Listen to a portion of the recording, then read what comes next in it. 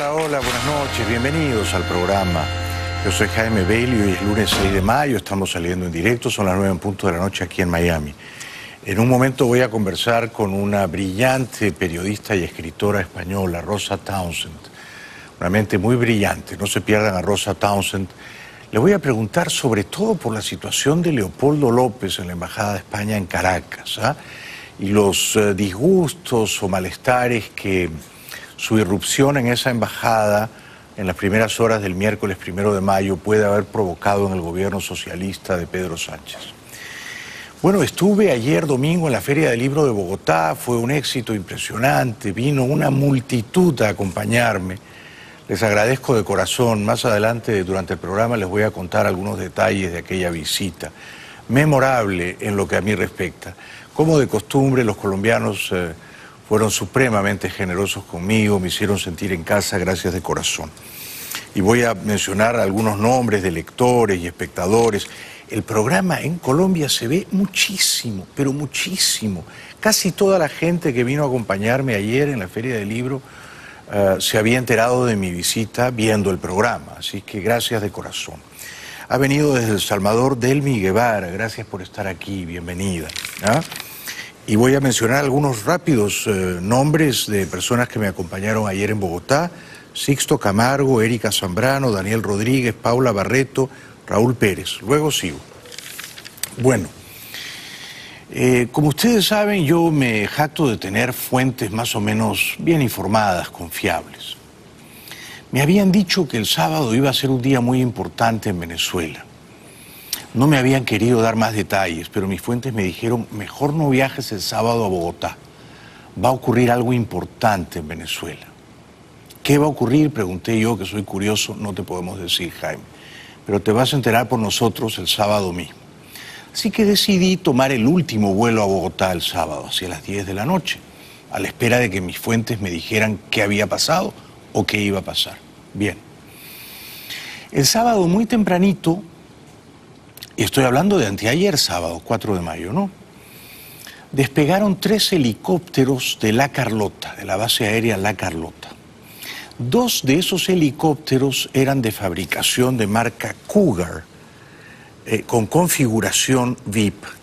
Y uno de esos 2 helicópteros Cougar era el helicóptero presidencial. Y el dictador Maduro debía subir a ese, al helicóptero presidencial.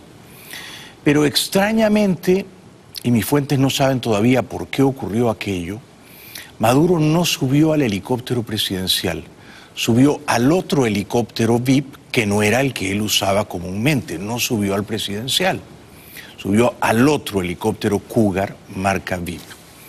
El helicóptero presidencial en el que se suponía que iba a viajar el dictador Maduro se precipitó a tierra. Mis fuentes me aseguran que no fue una avería, un desperfecto mecánico, un hecho atribuible a la mala fortuna. Es decir, el desperfecto o la avería fue provocada. El helicóptero cayó a tierra en la zona conocida como El Volcán, municipio El Hatillo, estado Miranda. No sé la hora exacta del siniestro. Murieron todos los ocupantes. Estamos hablando de 6 personas que iban en ese helicóptero: capitanes Barreto y Amaya, teniente coronel Betancourt, y los tripulantes, mayor Ávila, capitán Ramírez, mayor Rengifo. A pesar de que todos ellos servían al dictador Maduro, me parece que en un acto de mínima compasión debo decir que en paz descansen. Pero lo insólito fue por qué Maduro no se subió al helicóptero que había sido intervenido, que cayó y en el que debía perder la vida.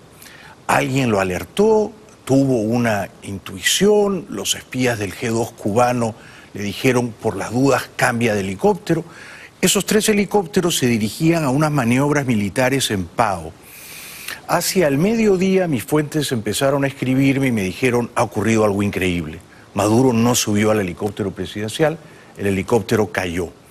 Ya en horas de la tarde en Telesur decían, aunque torciendo un poco los hechos, que el helicóptero que había caído era del ejército y no lo era, era de la Fuerza Aérea número 4, Grupo Presidencial, y que era Mi-17 de fabricación rusa, tampoco lo era.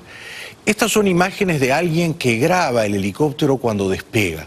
Normalmente no hay nadie a las 6 de la mañana grabando a los helicópteros despegar, ¿no es cierto? O sea que esta persona que grababa el vuelo del helicóptero, según mis fuentes, sabía ya que el helicóptero iba a caer.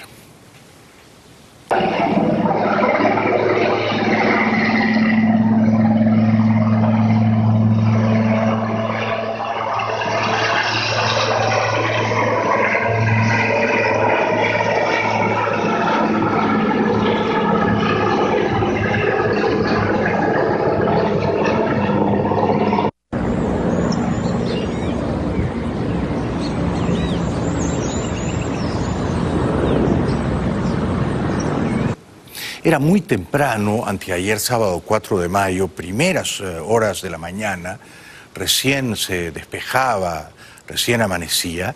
No se alcanza a ver con nitidez cuando cae a tierra el helicóptero presidencial donde se suponía que viajaría el dictador Maduro a unas maniobras, a unos ejercicios militares que en efecto se realizaron, porque Maduro llegó y nada más llegar le dijeron, el helicóptero presidencial ha caído y están todos muertos. Esta es otra toma lejana del helicóptero. Había personas grabándolo porque sabían que iba a caer.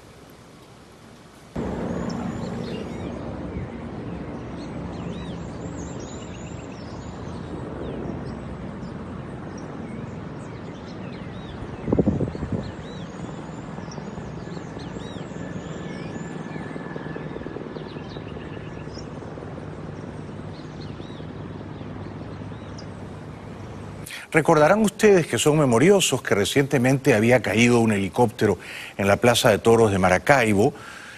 También hubo allí, me parece que 2 o hasta 3 muertos. Era una tripulación militar y ese helicóptero también cayó debido a averías que fueron provocadas en él. Y recordarán que hace semanas, me parece que esto fue a mediados de marzo, cayó una avioneta en la que viajaba el primo del general Padrino que perdió la vida. Aquello, yo lo dije en aquel momento, ocurrió también de una manera deliberada, ¿no? Esa avioneta llevaba oro de extracción ilegal y opositores a la dictadura que están tratando desesperadamente de provocar un quiebre final en la lealtad militar al dictador, propiciaron la caída de esa avioneta. Esta fue la noticia que dio Telesur al final de la tarde de anteayer sábado. Decían que era un helicóptero del ejército, no lo era, era del grupo presidencial, y no decían lo más importante, primero que era el helicóptero presidencial, nada menos, y segundo que Maduro debía viajar en él y que no se subió a él porque alguien le dijo, por las dudas, cambia de helicóptero, o él tuvo ese presentimiento. Helicóptero Cougar, siglas FAV-50180, donde viajaban los efectivos castrenses, cayó en el sector El Volcán, municipio de Latillo, en el estado Miranda. Los fallecidos son el capitán Carlos Ramírez Dávila, que era el copiloto de la aeronave, el capitán César Barreto, el capitán Felipe Amaya, el mayor Alexis Alejandro Ávila Guerrero, que pilotaba la nave, el mayor Jacinto Rengifo Rodríguez, así como los teniente coronel Tomás Ortega Valero y José Betancourt. Los integrantes de la Guardia de Honor Presidencial resguardaban la movilización del jefe de Estado Nicolás Maduro durante su traslado a la zona del Pao, ubicado en la zona central del llano venezolano, donde participó de un ejercicio militar. Extrañamente, esta primera noticia de Telesur consigna 8 muertos, todos militares de más o menos alto rango, cercanos al entorno del dictador Maduro. A mí me dijeron que eran 6, pero ahora veo que ellos dicen que son 8, ¿no? En cualquier caso, ese era el helicóptero en el que debía estar Maduro. O sea que no exagero un ápice si les digo que anteayer sábado 4 de mayo el dictador Maduro ha salvado la vida por un pelo. Seguramente conmocionado por la noticia, disimulándolo más o menos bien, el dictador apareció en las maniobras militares.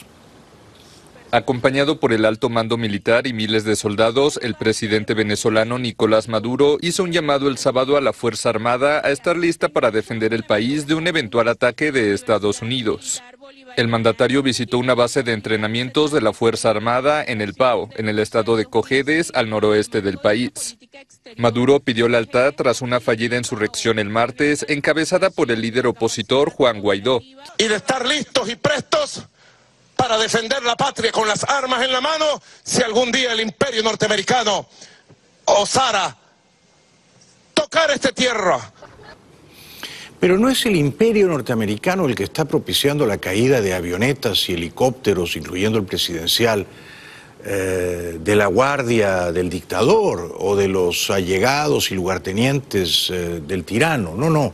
Son los propios militares venezolanos que conspiran activamente para liberar a su país de la opresión, ¿no?, del yugo oprobioso de Maduro y los espías cubanos. Esta es otra imagen de Maduro el sábado por la mañana después del atentado fallido contra su vida. Me parece que esta vez estuvo mucho más cerca de morir, anteayer sábado 4 de mayo, que el 4 de agosto del año pasado, 2018, cuando estalló uno de los 2 drones que debían también interrumpir su vida, ¿no? En aquella ocasión los drones no pudieron acercarse a él porque la persona que debía desactivar el cerco digital que circundaba al dictador no cumplió con su tarea, con su cometido, con lo cual los drones no pudieron acercarse a suficiente distancia. Esta vez me parece que Maduro ha salvado la vida por el pelo de un bigote. Confío en la Fuerza Armada Nacional Bolivariana, en su lealtad. Confío en ustedes. Pero ojo pelado. Ojo pelado. Un puñado de traidores no puede manchar el honor, la unión, la cohesión y la imagen de la Fuerza Armada Nacional Bolivariana frente al pueblo y frente al mundo. No. Díganle no a los traidores, fuera a los traidores y a los quinta columna. Unión, cohesión, disciplina, obediencia, subordinación y lealtad suprema a la Constitución, a la patria, a la revolución y al comandante en jefe legítimo y constitucional que está al mando de nuestra gloriosa y heroica Fuerza Armada Nacional Bolivariana. O sea, dice que confía en ellos, pero inmediatamente dice no confío tanto en ustedes porque ojo pelado, ¿no es cierto? Está claro que no confía en Padrino, no confía en nadie, se le cae el helicóptero presidencial, estaba seguramente en shock, sabía que había salvado la vida de milagro, y tanto no confía en los principales generalotes que le juran lealtad eterna que recientemente, después del golpe o el alzamiento o la rebeldía militar fallida del pasado 30 de abril, martes, los ha sometido a un polígrafo, a un examen de la verdad, por sugerencia draconiana de los espías del G2 cubano. No sé si hasta el propio general Padrino ha pasado por el trance humillante de someterse al polígrafo. Pero está claro que Maduro no confía en ningún general que se mueve cerca de él, ¿no?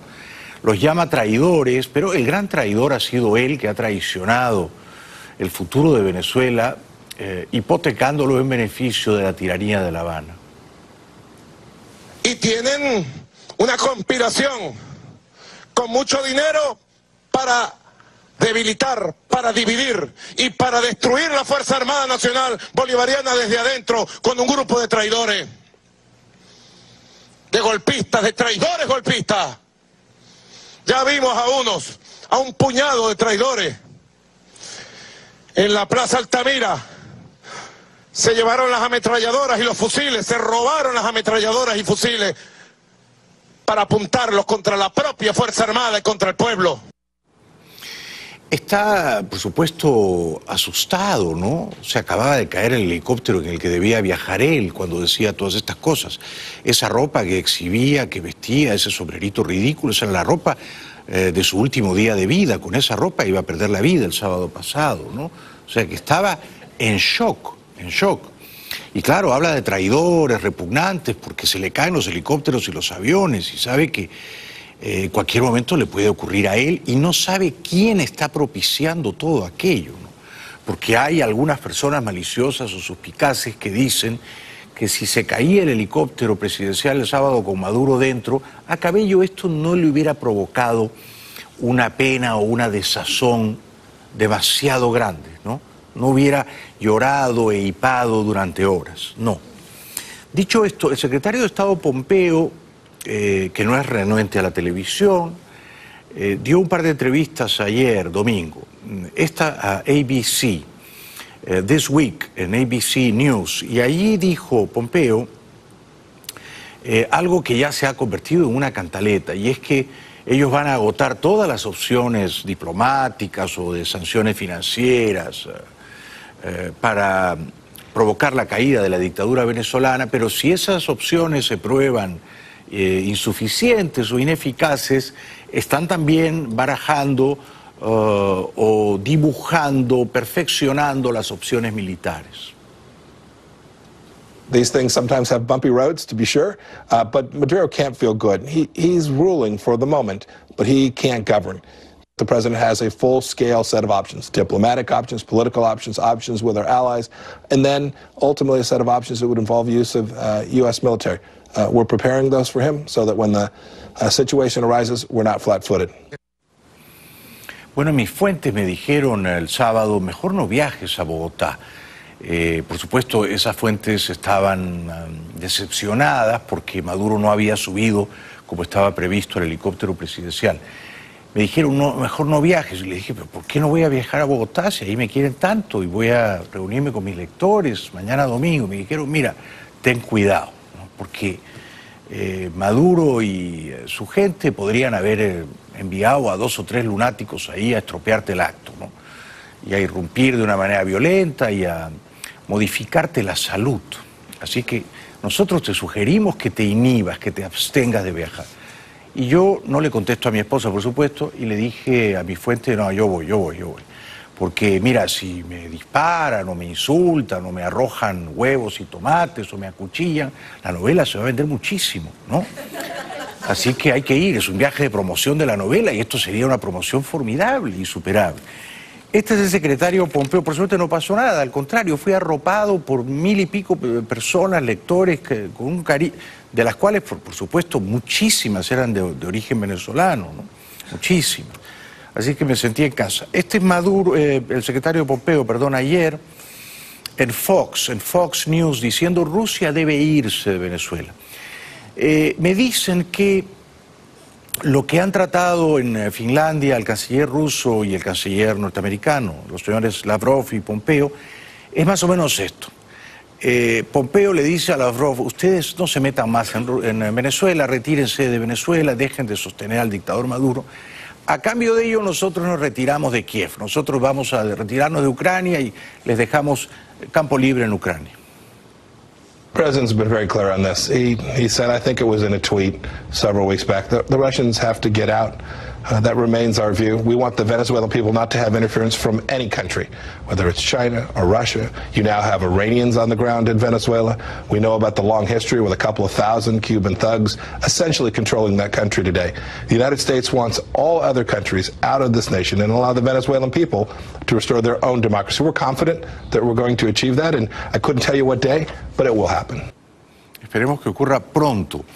Ya están ocurriendo cosas importantes, no solamente el triunfo diplomático de Guaidó, los músculos que él ha exhibido con el apoyo popular, pero también las caídas de los aviones, avionetas y helicópteros, ¿no? Esto no es menor, o sea que las balas pasan silbando muy cerquita del dictador. Y él lo sabe que sus días están contados.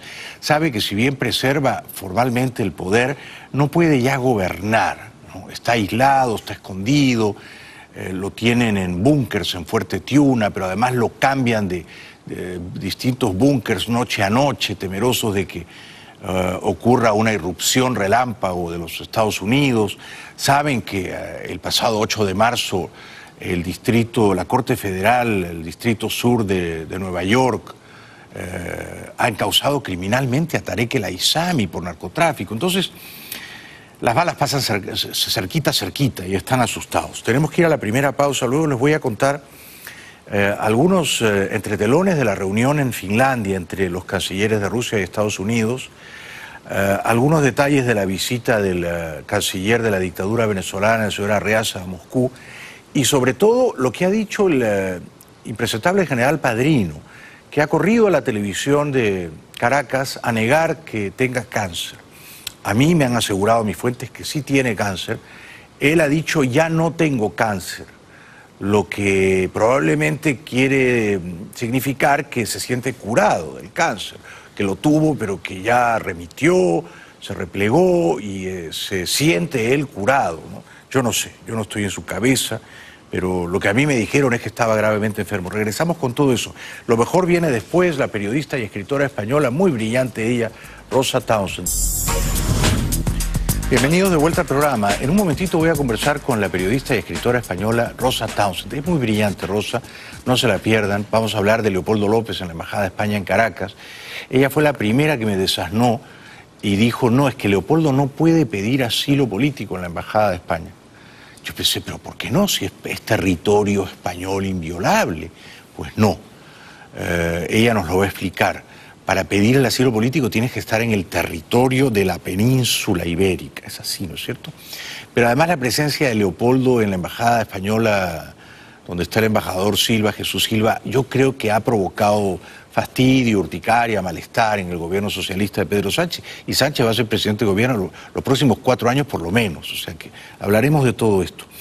Me confirman mis fuentes que el helicóptero presidencial que cayó no accidentalmente el sábado, en el que debía estar Maduro, era AS-532 Cougar, o es un helicóptero polivalente bimotor de tamaño medio, fabricado por Francia, por la empresa Eurocopter, y, pequeño dato importante, fue uno de los helicópteros utilizados en la misión de rescate de Chávez tras el golpe fallido de 2002.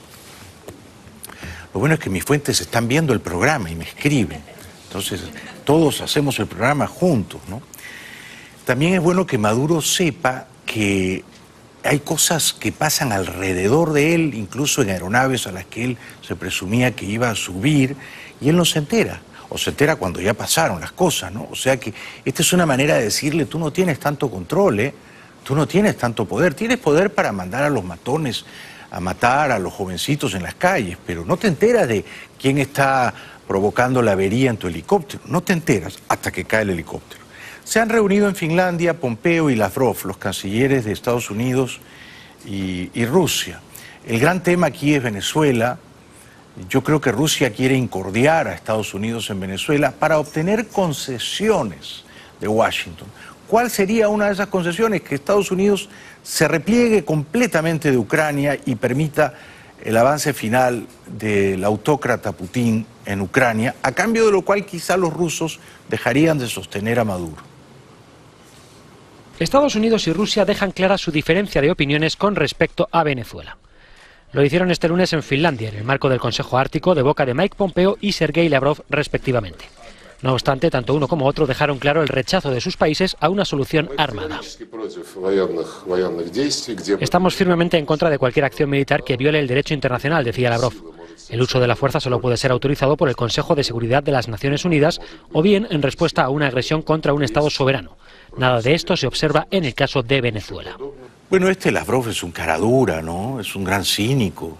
Dice que el uso de la fuerza solo debe estar autorizado por el Consejo de Seguridad de Naciones Unidas, pero ellos han usado la fuerza en Siria de una manera brutal, masacrando a la población civil, a los rebeldes, autorizando bombardeos con sus propias aeronaves, y no le pidieron permiso a nadie, así que es una gran hipocresía la de Lavrov, ¿no? Pompeo, yo tampoco entiendo a Pompeo. Cuando está con Lavrov dice no vamos a usar la fuerza en Venezuela. Si viene a la calle 8 dice vamos a usar la fuerza prontito. Y cuando está en el Pentágono en una reunión secreta para analizar opciones militares, parece entusiasmado. O sea que ¿cuál de los tres señores Pompeo es el verdadero? Probablemente ni él lo sabe. De manera similar se manifestó también Pompeo, si bien desde Washington se insiste en que la posición de Maduro es actualmente insostenible. La decisión la toma el pueblo venezolano todos los días. Celebraron unas elecciones. Su constitución dictaba que la Asamblea Nacional seleccionara un presidente interino tras aquellas elecciones fraudulentas. Así lo hicieron, seleccionaron a Juan Guaidó. El pueblo venezolano está hablando, está exigiendo democracia y está exigiendo que su país no sea secuestrado por socialistas y cubanos que destruyeron su economía. Entre tanto, Lavrov en Helsinki dijo que una solución militar para Venezuela sería catastrófica. Из моих контактов с американскими и другими коллегами, европейскими, латиноамериканскими, не вижу сторонников безоглядного военного решения. Я надеюсь, что это понимание, которое у всех присутствует, что оно будет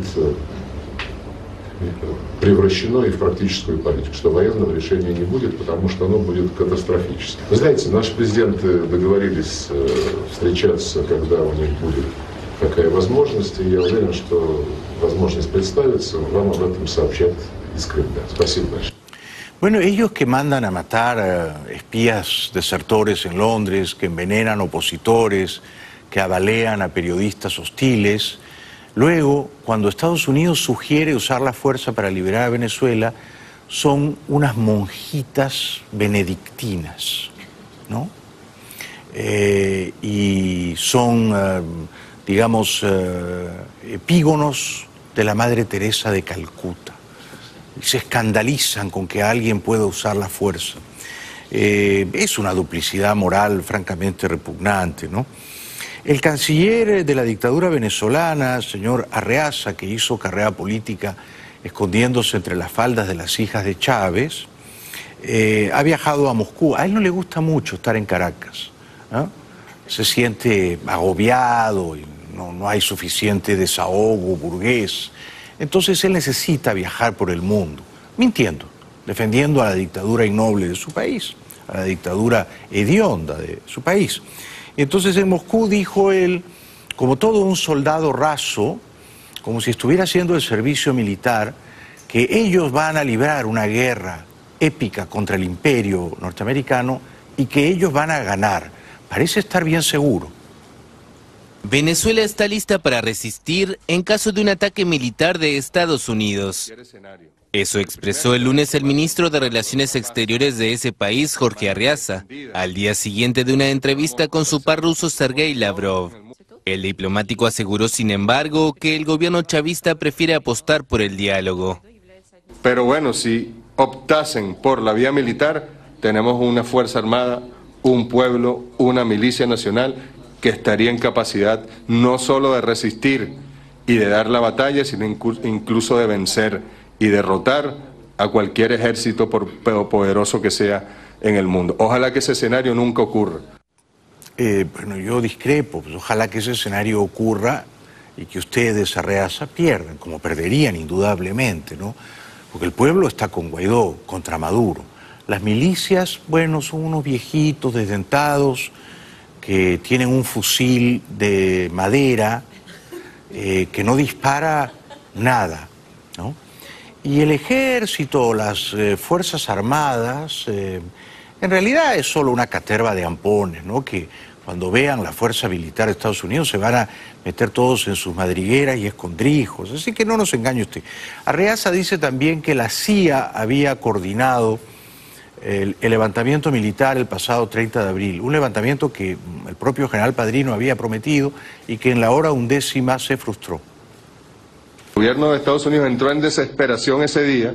Si ustedes leen ese día los tweets del señor Bolton, del señor Pompeo, del señor Marco Rubio, que casi le da un infarto ese día, e incluso el señor Trump tuiteó en la noche, ellos era un plan de la CIA con la oposición venezolana para derrocar al gobierno del presidente Maduro. Bueno, yo no creo que era un plan de la CIA, ¿no? Ahora, yo sí creo que era un plan de Guaidó, de Leopoldo, de la oposición democrática venezolana, y era un plan en el cual participaba Washington, obviamente, hablando con Padrino, enviando mensajes más o menos secretos a familiares o allegados a algunos conspiradores que debían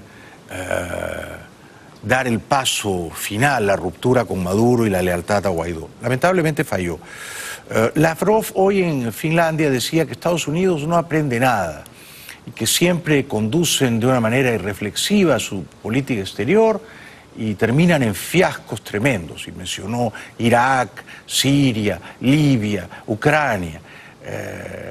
O sea, le da un sermón, ¿no? Una admonición moral a Pompeo. Когда мы слышим угрозы, которые звучат в адрес Венесуэлы прежде всего из Вашингтона, угрозы, которые, как подчеркивают американские официальные лица, оставляют на столе все варианты действий, мы делаем печальный вывод, что трагедии Югославии, Ирака, Ливии, Сирии, Украины. Bueno, Arreaza, paseando por Moscú, propone el diálogo. Por suerte la oposición venezolana no va a caer más en esa trampa. El presidente Nicolás Maduro insiste en que el diálogo es la única opción. No es como dicen los voceros de Estados Unidos. Todas las opciones están sobre la mesa, pero no contemplan el respeto al derecho internacional, no contemplan en esas opciones el respeto a la Constitución venezolana. Tan respetuoso él, ¿no? Tan respetuoso de todos los derechos, de todas las constituciones. Es un angelito. El mundo no lo entiende, ¿no? Es un dechado de virtudes. Es un pan de Dios, Arreaza, ¿no? Luego ellos mandan matar jovencitos de 14, 16 años, pero bueno, ¿será que en ese momento él está durmiendo la siesta y no se entera, ¿no? Bueno, luego dijo que, fíjense esta frase notable de Arreaza, es una frase notable. Prefiero no anticiparla. Código de la situación, cancelar.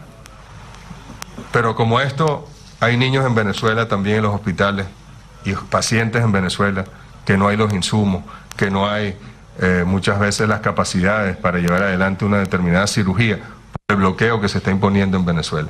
O sea, el sufrimiento de un pueblo no puede ser la clave para generar un cambio de gobierno. Lo dice él, no lo digo yo, ¿no? Él dice el sufrimiento de un pueblo y está hablando de su pueblo, del pueblo venezolano.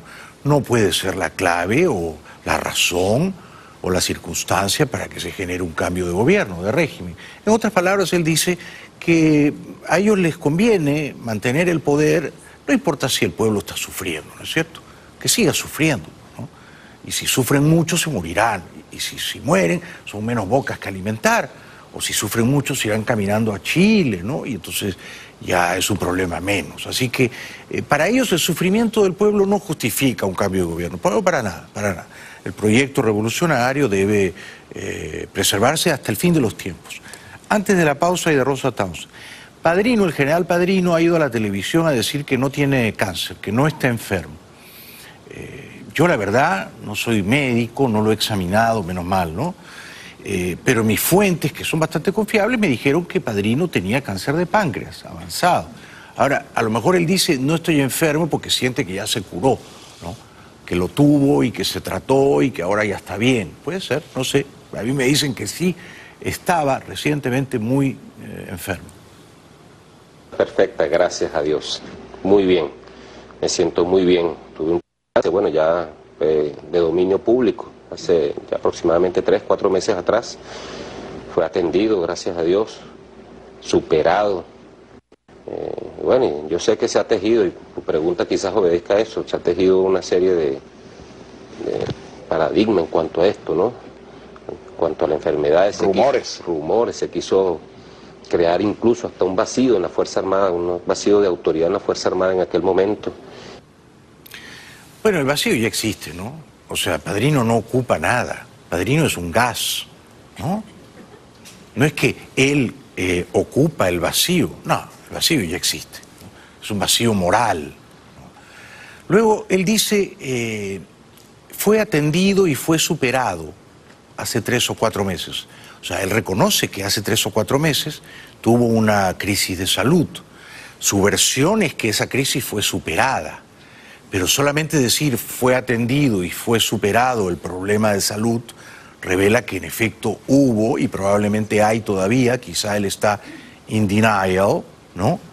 hubo un problema de salud. Así que si él va a la televisión a desmentir que está enfermo, pero dice, hace 3 meses estaba enfermo, pero me atendieron y me superaron la enfermedad, en realidad lo que nos está diciendo es que sigue enfermo, solo que no quiere estar enfermo. Yo lo entiendo, yo lo entiendo. Yo, por ejemplo, soy bipolar, preferiría no serlo. Ahora, yo podría decirles a ustedes, yo fui bipolar hasta ayer, pero ayer en Bogotá me curé, ya estoy bien, ya superé mi bipolaridad. Y ustedes dirían, está más bipolar que nunca, ¿no? No ha tomado la pastilla.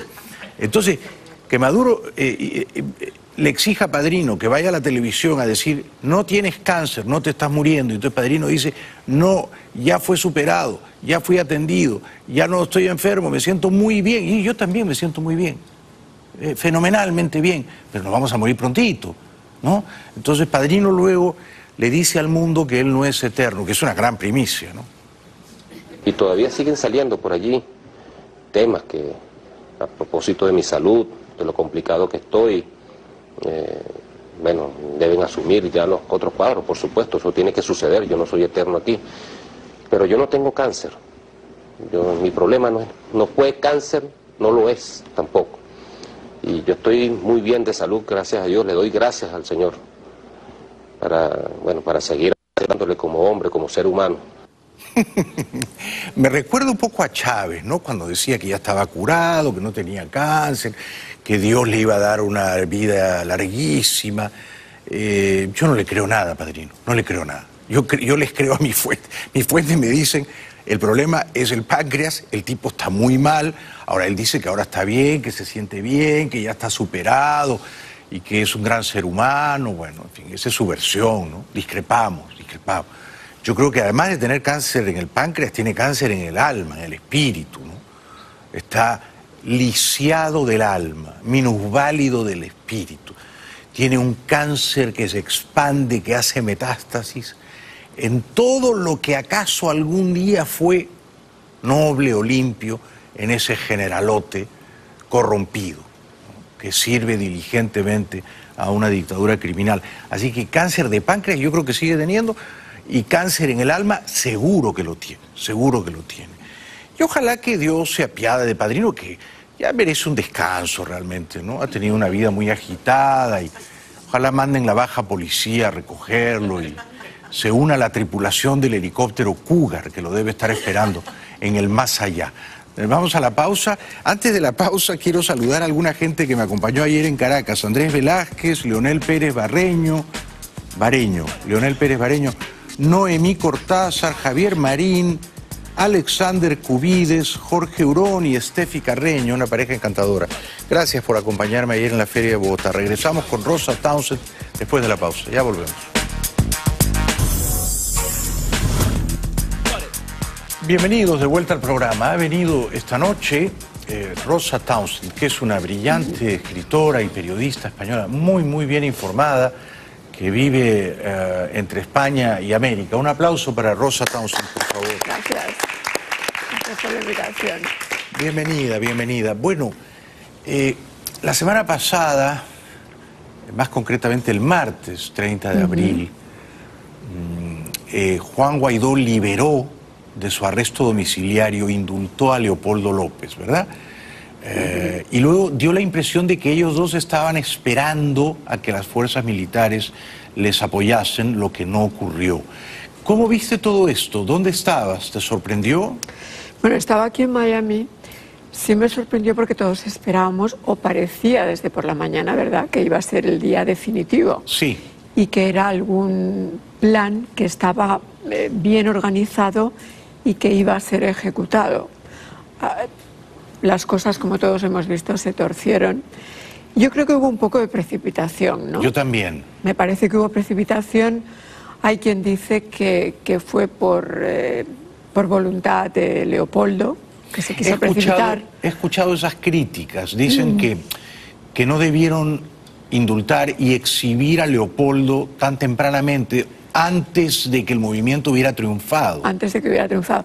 Pero también es cierto, según fuentes, ¿no?, que hubo traiciones, o sea, gente que jugó a dobles agentes, ¿no?, dentro de las fuerzas militares. Tú eres el que tiene muy buenas fuentes, pero creo que hubo también traiciones. Así que fue una mezcla de factores que desafortunadamente pues hicieron que no cuajara el plan. Sí, sí.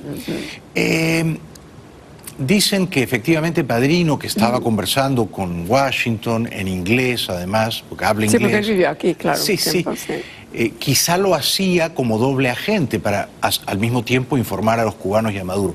En cualquier caso, no toda la oposición venezolana quiere a Leopoldo López, ¿no, Rosa? Porque en estos últimos días he registrado yo muchas críticas. Muchas críticas ha habido en estos últimos días, definitivamente. Y la crítica, yo creo, fundamental es la precipitación. Sí. Que se precipitó porque creía que lo tenía todo atado, ¿no? Sí. Y un afán de estar en la foto él, ¿no? Bueno, eso siempre lo ha tenido, eso es la verdad, ¿no? Es decir, él le encantan los papeles protagónicos, definitivamente, ¿no? Guaidó, en cambio, es un hombre mucho más moderado, ¿no? Más humilde en su forma de manifestarse. Pero era el momento de Guaidó y no de Leopoldo, ¿verdad? O sea, primero había que asegurarse del éxito del movimiento, de la rebelión. Bueno, yo creo que vamos a ver, era un factor, el sacar a Leopoldo era un factor de atracción. Era como decir, de las masas, ¿no? Era como decir, esto va hacia adelante porque, miren, Leopoldo está liberado. Sí. Así que era una forma de atraer realmente a las masas a que salieran a la calle. Sí, ¿no? Fue un golpe de efecto. Un golpe de efecto, que duró poco, duró lo que duró el día, porque al final del día ya Leopoldo se refugiaba en la Embajada de Chile. ¿Por qué no se quedó en esa embajada? Bueno, pues eso realmente yo no lo sé. Lo que sabemos es que después fue a la embajada. Puede que un factor sea que su padre es español, ¿no? Sí, o sea, que ha adoptado la nacionalidad española y, por cierto, que va a ir como candidato, creo, en una de las elecciones... Del Partido Popular. Del Partido Popular, las elecciones al Parlamento Europeo, que son ahora próximamente. 26 de mayo. El día 26 de mayo. Entonces, probablemente ese fue un factor definitivo, ¿no? También que en la Embajada de Chile, según me cuentan, ya había 2 familias refugiadas. Entonces, ya no había muchos dormitorios ni camas. Toda la familia López. Ahora, ¿qué sabes tú de cómo ha reaccionado el gobierno socialista de Pedro Sánchez, el embajador en Caracas, Jesús Silva, ante la presencia, supongo que inesperada para ellos, de Leopoldo y su familia? Bueno, lo que sabemos es lo que ha manifestado el ministro de Asuntos Exteriores español. Lo que ellos dicen cuando hizo las declaraciones de que esperaban que Leopoldo no convirtiera la embajada española en un centro de activismo político, ¿no? Todos conocemos esas declaraciones. La razón que ellos dan es que España aspira a mantener canales de comunicación abiertos, tanto con el madurismo como con la oposición, con el propósito último de llegar a una negociación, a una salida negociada de esta terrible situación, ¿no? En tu opinión, y tú eres una observadora, digamos, muy refinada, con mucho mundo, lo que dijo el canciller Borrell, ¿está bien? Cuando Borrell dice la embajada Leopoldo no la puede convertir en un centro de activismo político y dar ruedas de prensa y multiplicarse dando entrevistas. ¿Tiene razón el canciller? Bueno, tiene razón desde su punto de vista de lo que te digo, de la explicación que ellos dan, de querer mantener los 2 canales abiertos, y dicen que eso, que si se convierte en un centro de activismo de la oposición, lógicamente les cierra el canal que aspiran a tener abierto con el madurismo. Desde mi punto de vista, no deberían haber ido, esto ya es personal, ¿no? Una opinión personal, no deberían haber ido tan extremados a cortar todo tipo de declaraciones. Sí, a mí me sonó como una frase un poco excesiva o injusta, ¿no? Sí, porque tenían que haber esperado y quizá decir, bueno, hombre, que no se convierta en un show, en un circo. Pero dar una opción a que pueda hacer entrevistas. O que pueda porque de otro modo, Rosa, ocurre que Maduro le prohibía a López dar entrevistas en casa de López, donde estaba bajo arresto domiciliario. Sí, se están equiparando, parece que los españoles están haciendo lo mismo. Borrell le dice, esa es la sensación. Claro, usted no puede dar entrevistas, tiene que mantenerse callado, no suena bien. No suena bien, no suena bien. La explicación de todas formas que da el gobierno es esa. Naturalmente la oposición en España, en España, que como acaban de perder el Partido Popular, pues ha aprovechado la circunstancia para criticar al gobierno al gobierno todavía no es gobierno. Claro. Simplemente ha ganado 123 escaños, exacto, pero todavía no hay gobierno. Exacto. Es de presumir que Pedro Sánchez pactará nuevamente con Podemos, con Pablo Iglesias. Ese es otro factor. Sí. Ese es otro factor, y me alegro que lo saques, ¿no?, a colación, porque una de las razones por las que Venezuela está en el centro de la futura formación de gobierno en España es precisamente porque Pedro Sánchez prácticamente no tiene otra opción que pactar, si no permanentemente, sí coyunturalmente, con Podemos. Y ya sabemos todos que Podemos es chavismo, ¿no? Sí, sí.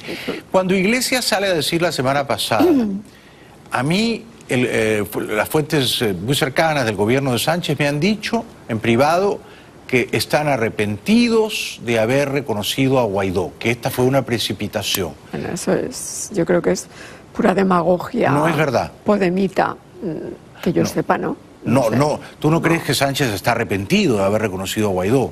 Yo no creo. Yo tampoco. No, yo creo que Sánchez ha optado por la vía de la moderación. Sí. Porque si algo podemos sacar de las elecciones recientes españolas es que ha triunfado la moderación. Los dos partidos extremistas, tanto de la derecha como la izquierda, no han conseguido votos. De hecho, Podemos, el chavismo español, se ha hundido, ha perdido casi la mitad de votos, ¿no? Sí. De 70 y pico a 42. Exacto. Eso da la medida. Así es que, aunque Sánchez se ve obligado a negociar con Podemos, y ahí está Venezuela en el centro, ciertamente Podemos va a negociar o va a pactar como un mendigo político.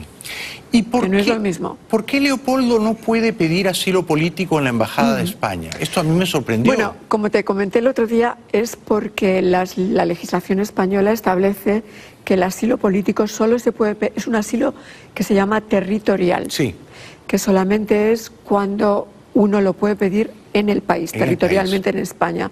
La teoría, en una embajada. No en una embajada, la teoría, según ha dicho el propio Borrell, es que entonces las embajadas del mundo entero se iban a llenar de personas que tocan a la puerta y dicen, quiero ser asiliado. Pero como tú bien sabes, la mayor parte de las embajadas del mundo libre sí permiten que una persona entre y pida asilo en la embajada. Lo hizo Julian Assange en la embajada de Ecuador en Londres. No todas, yo no creo que sean todas las embajadas del mundo. No digo todas, pero yo he visto muchísimos casos de perseguidos políticos que entran en una embajada y piden el asilo en la embajada y desde allí son llevados al aeropuerto con un salvoconducto. Sí, es probable. Yo no estoy defendiendo si es bueno o malo. Simplemente lo que te digo es que simplemente es lo que es la legislación española y es la razón que dio él, ¿no? O sea, ¿Leopoldo estaba mejor en su casa o en la embajada de España? Hombre, creo que a lo mejor está más cómodo en su casa. Yo digo que se hubiera quedado en su casa. Está y si no le van a dejar dar entrevistas, mejor se hubiera quedado en casa. Bueno, no sabía que no podía. Yo no creo que no pueda dar entrevistas. Lo que no creo es que lo convierta en un circo. Pero obviamente el asilarse en una embajada es parte de avanzar el plan de derrocar a Maduro, ¿no? Entonces no podía seguir en el status quo, ¿no? Pero salir ese martes temprano diciendo hoy es el día final, todos a las calles, hoy cae la dictadura, y terminar a medianoche en la Embajada de España, claro, da la impresión de que es un revés. Todo da la impresión de que hubo muchos factores, pero el hecho es que el plan no fructificó. No fructificó. Como se parecía que iba a fructificar por la mañana, ¿no? Y entonces, pero yo creo que es el comienzo, o sea, ya no hay vuelta atrás.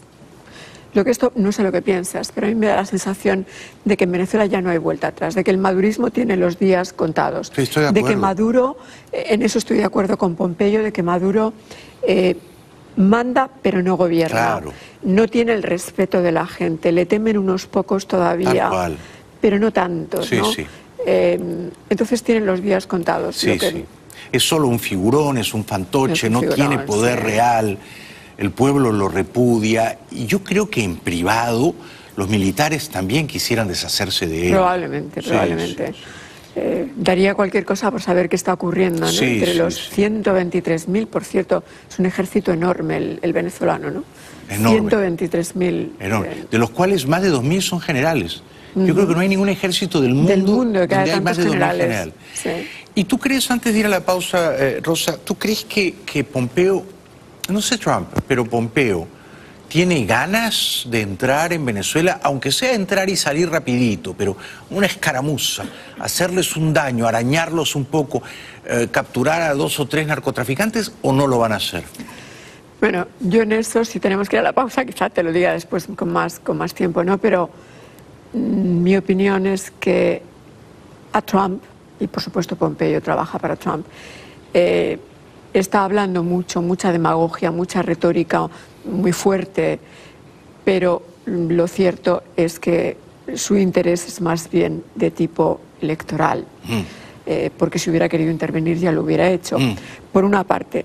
Por otra parte, es muy complicada. La realidad es que aunque todos queremos que se resuelva pronto la situación de Venezuela, pero lo cierto es que una intervención militar sería muy complicada. ¿Qué sería?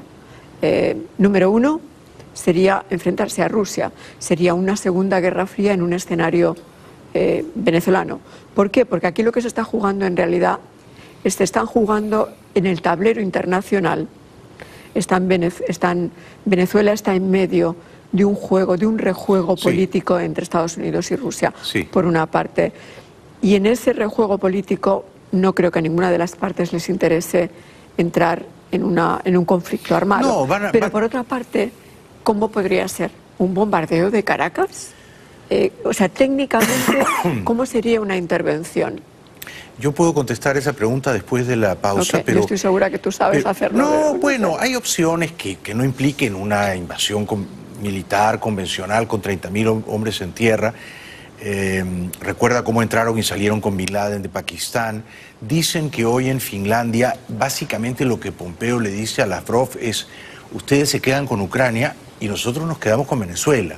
Ustedes no se metan en Venezuela. Eso es probable, por lo que te digo, por el tablero geopolítico internacional, que es lo que están jugando. Tiene sentido con lo que tú dices. Sí, sí. Y para Rusia sería una victoria si los americanos les dicen: ya, Ucrania se la pueden fagocitar, hagan con ella lo que quieran, pero dejen de incordiarnos en Venezuela. Ahora, ese dejen de incordiarnos implica que Estados Unidos se va a implicar, valga la redundancia, no necesariamente, militarmente, no creo. No necesariamente. No creo. Yo creo que están apostando a una salida negociada también. Sí. Definitivamente. Bueno, seguimos con esto que es fascinante después de la pausa. Regresamos en 2 minutos con Rosa Townsend. Un aplauso para ella, por favor. Bueno, estábamos conversando durante la pausa con la brillante periodista y escritora Rosa Townsend, de origen español, que vive entre Madrid y Miami.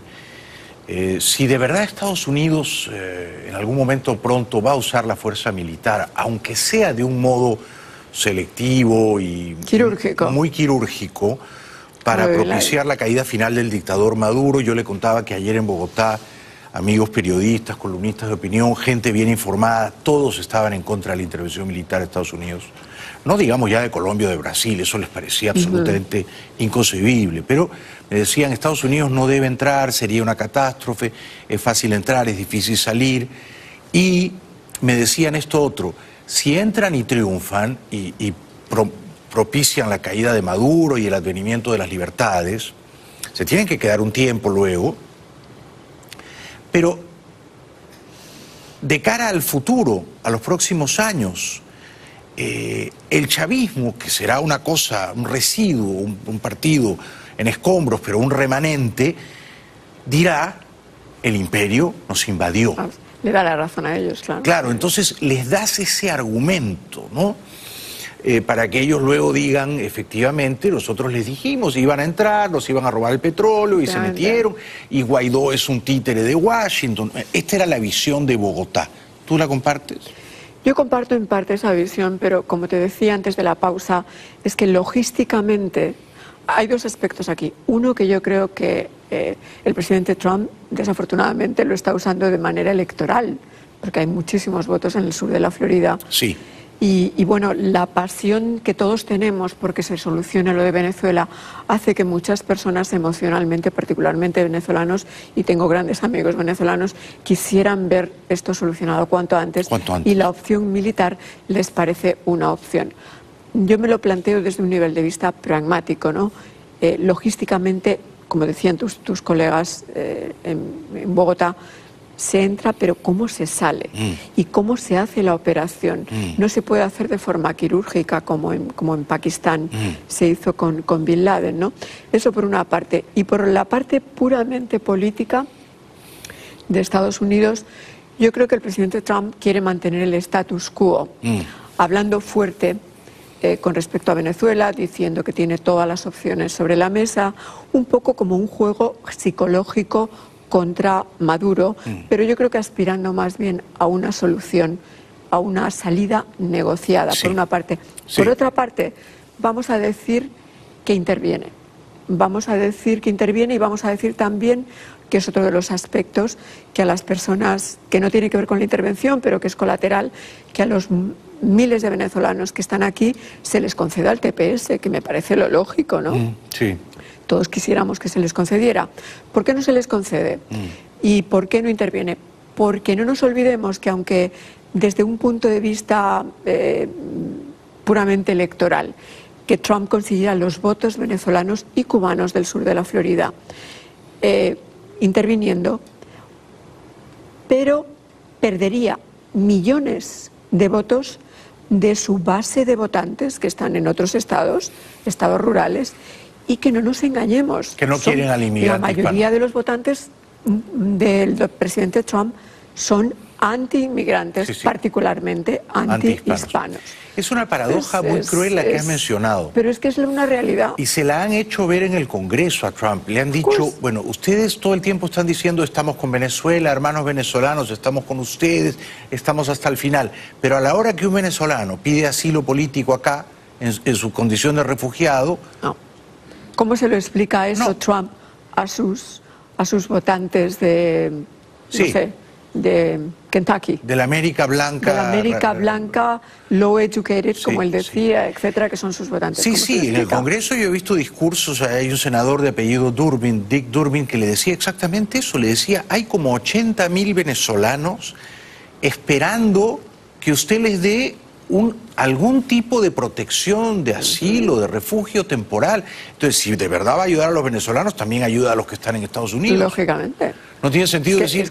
Es que si de verdad le interesa la democracia en Venezuela, si de verdad le interesa a Venezuela, hay muchas cosas. Comienza por ayudar a los refugiados que están aquí. Entrégales el asilo inmediatamente, o un TPS, que es una protección temporal. Es decir, mientras, y que además yo creo que hay muchas otras cosas que se pueden hacer en estos momentos de presión que no se están haciendo. ¿Por ejemplo?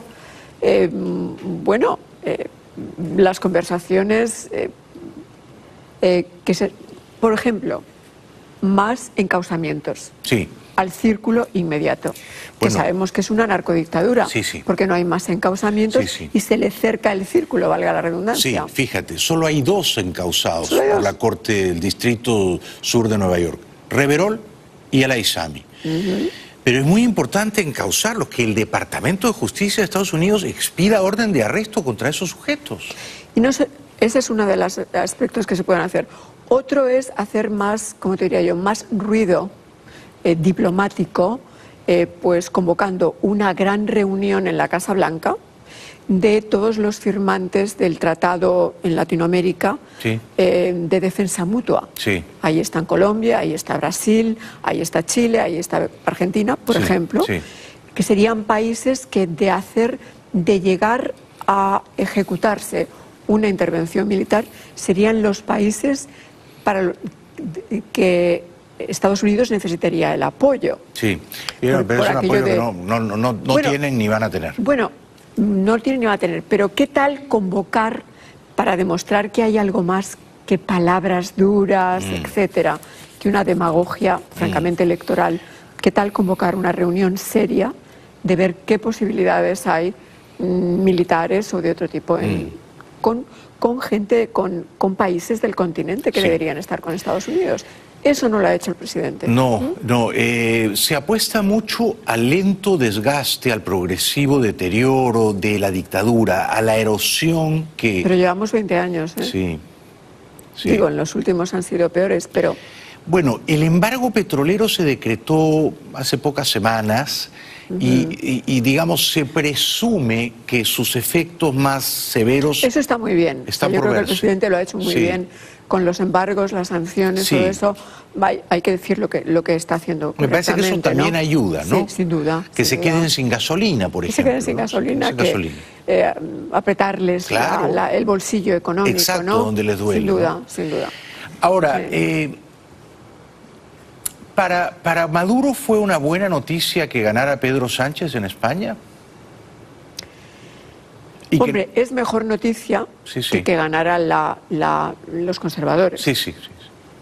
Es mejor noticia no por Pedro Sánchez en sí mismo, que es más bien moderado, sino porque necesita de sus amigos de Podemos, por lo menos coyunturalmente, porque ya ha dicho Sánchez que no les va a dar ninguna cartera ministerial a los de Podemos, pero sí coyunturalmente o dictadura pensar eso, y también porque, por ejemplo, hoy una de las ministras españolas, la ministra de Comercio, está en Cuba y está hablando de todo el problema con las empresas españolas, ahora con la nueva política americana. Es decir, ahí hay un triángulo con Cuba que la administración potencial de un Pedro Sánchez sería más favorable que una administración conservadora. Sí, ha sido un alivio para ellos que no ganaran los tres partidos del centro y la derecha, que no pudieran formar gobierno. Esta es mi última pregunta.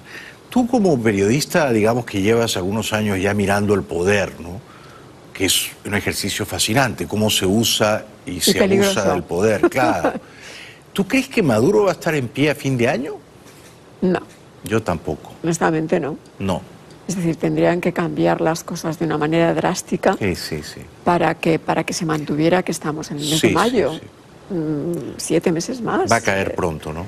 Yo lo dudo. Hay mucho movimiento interno entre los militares. Hay un factor, digamos, con el que se enfrenta Guaidó, que es el cansancio de la movilización social. Eso es cierto, pero eso se retoma. Se retoma. Puede que haya un periodo ahora, pero... Pero ¿te imaginas un escenario en el cual lo que no ocurrió felizmente el 30 de abril, quiero decir, lo que no produjo un final feliz el 30 de abril, sí pueda ocurrir en unas semanas? Un levantamiento militar que depone... No me atrevería a hacer un pronóstico de unas semanas, pero el plazo del próximo año yo creo que... Yo creo que es muy raro, muy difícil pensar que pueda estar ahí. Hay dos escenarios. Uno bueno es que saquen a Maduro para reconocer a Guaidó. Y otro malo es que saquen a Maduro para poner a un chavista. Bueno, eso es a lo que está jugando Padrino, por cierto. Padrino, antes que le mencionabas y otros muchos. Padrino, digo Padrino por nombrar a alguien. Padrino quiere quedarse ahí, o Cabello, claro, o sea, cualquiera de ellos. Cabello, por supuesto. Se cae un helicóptero, se muere Maduro, lo llenan entre 3 días y se queda Cabello ahí. Absolutamente, claro. Lo que tú has dicho, no está especialmente apenado. No, nunca sabes a quién le conviene que se caiga el helicóptero, ojo, ¿no? Y eso lo sabe Maduro, sabe que es un títere. Gracias por venir. Gracias por la invitación, un placer. Feliz verano en Madrid. Gracias. Nos veremos por allá. Nos veremos en junio en Madrid. Sí, un aplauso para Rosa Townsend. Gracias. Yo digo, todavía no, vamos a la pausa, que Cabello hubiera estado feliz si se caía el helicóptero presidencial el sábado con Maduro dentro. Yo digo eso. Después de la pausa, Cabello. Hay varios videos muy importantes de él. Regresamos enseguida. Gracias. Bienvenidos de vuelta al programa. Quería agradecer, ayer estuvieron conmigo en la Feria del Libro de Bogotá, Nicolás Vedder, Oliver y Lulú, que venían de Aruba. Hubo un montón de gente que venía de Medellín, de Barranquilla, de Bucaramanga, de Cali. Impresionante. A Diego y a Lina, a Ruth, que está en Venezuela, y a una pareja encantadora de venezolanos, Victoria y Pedro. Victoria, te mando un beso. Bueno, el matón Diosdado Cabello dijo esto sobre el levantamiento militar fallido del pasado martes 30.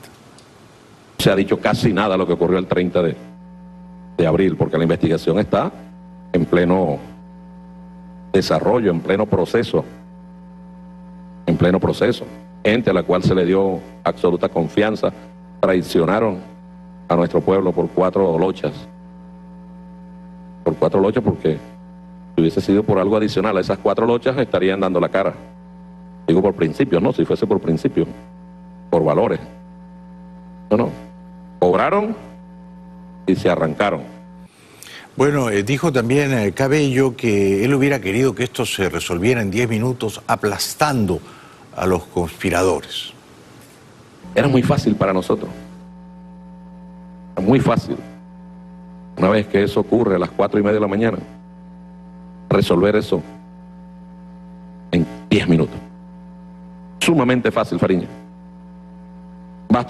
Hubiese bastado con mandar las unidades que estaban listas para actuar y se resolvía eso en 10 minutos. Pero nosotros no somos asesinos ni queremos que el pueblo se enfrente pueblo contra pueblo. Bueno, ellos son asesinos, pero se toman su tiempo. O sea, 10 minutos es muy atropellado para ellos. A ellos les gusta matar durante semanas, durante meses, sostenidamente. No, en 10 minutos no. Estaban durmiendo, además, ¿no es cierto? Así que a las 4, 5, 6 de la mañana salir a matar, no, mira, yo voy a salir a matar después de mediodía. No es que no sean asesinos, sino que salir a matar 10 minutos a las 5 de la mañana no es una opción que le resultó muy apetecible al impresentable Cabello, que dice que como no salieron a aplacar la rebelión, como no salieron a develar el motín y a fumigar a Guaidó y a López, a masacrarlos, eso prueba que no son una dictadura. Se cayó en ese peine de la violencia. ¿Ustedes creen que un dictador hubiese perdido esa oportunidad de reducirlos a la nada una vez que salió esta gente de ahí? El mundo, no voy a hablar de un dictador, imaginemos esto en Colombia, imaginémoslo en Colombia, les hubieran perdonado la vida. Imaginemos esto en Estados Unidos, les hubiesen perdonado la vida. En Francia le hubiesen perdonado la vida. En Alemania, en España, en el Reino Unido le hubiesen perdonado la vida. Porque le perdonamos la vida. Nicolás Maduro levantó la bandera de la paz y les perdonó la vida. O sea, Cabello quería matar a Guaidó y a Leopoldo López. Está claro, ¿no? Porque dice Maduro le perdonó la vida. Yo creo que él quería matarlos. Y luego dice, esto no pasaría en Estados Unidos. Efectivamente, en Estados Unidos, Cabello, que es un narcotraficante, estaría preso en una celda contigua a la del Chapo, ¿no? O sea, que efectivamente eso no ocurriría acá. Luego llama delincuente mayor a Leopoldo López. Bueno, él en cosas de delitos mayores sabe, sabe. El delincuente mayor se metió cobardemente en la embajada de Chile y no le gustó porque había mucha gente y él es un princeso, pues. Y los princesos no pueden estar donde hay tanta gente. El palacio no estaba desocupado para él. Entonces se fue para el reino de España. Un princeso para España. Allá creo que tampoco lo van a querer mucho. Creo que tampoco lo van a querer mucho. Yo pensé que pensaba eso, ¿no? Que eran príncipes y princesas, ¿no? No había princeso. Pero está claro que para él es princesos y príncipas, ¿no? Supongo. Princeso. La cosa es que ahora Leopoldo López es un princeso. Ok. Cobarde. Él me dijo a mí que jamás se iría a una embajada. Me dijo, jamás me iré a una embajada. Bueno, no lo digo yo, lo dice su señora. Que yo es que los estaba obligando para irse a la embajada. ¿Y cómo los va a obligar? Estoy hablando cuando lo detuvimos. Que jamás iría a una embajada. No se fue a una, se fue a 2. Y si le dan chance se va para 3. Esa es la derecha que quiere liderar este país. Lo interesante es que dice lo detuvimos. No dice lo detuvo el Poder Judicial. Dice lo detuvimos. Claro, ellos mandan. Ellos mandan. Ellos deciden quién va a la cárcel y a quién se tortura. Después de la pausa, el nuevo presidente electo de Panamá. Ya volvemos. Bueno, Panamá eligió ayer nuevo presidente con 33% de los votos apenas. Absoluta seguridad de que Nito Cortizo no va a hacerle los mandados a nadie.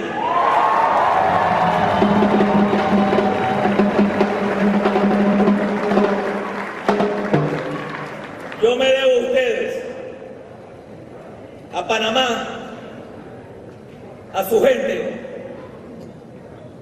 No es llegar al poder para robar o para pagar favores a grupos económicos o políticos, a nadie. No me gusta su cara, no me gusta cómo habla. Nunca he visto un político que diga la verdad, he llegado al poder y tengo unas ganas de robar que no sabe, no se imagina. Él dice que está con Guaidó, ojalá. Mi mejor amigo, venezolano, es triste. Nosotros esperamos que la salida sea negociada, democrática. Venezuela en este momento tiene un presidente encargado y ese presidente encargado se llama Juan Guaidó. Allí se requiere, sí, una salida que sea negociada, que sea democrática, que no se cierren puertas. Suerte, señor presidente electo Cortizo. Yo a usted no le compraría un auto. Regresamos después de la pausa. Bueno, quiero saludar a dos diseñadoras peruanas de gran éxito que están aquí en el público, Marlene Laurente y Magali Juro, que han tenido un éxito formidable el pasado sábado 4 de mayo en un fashion show aquí en Miami.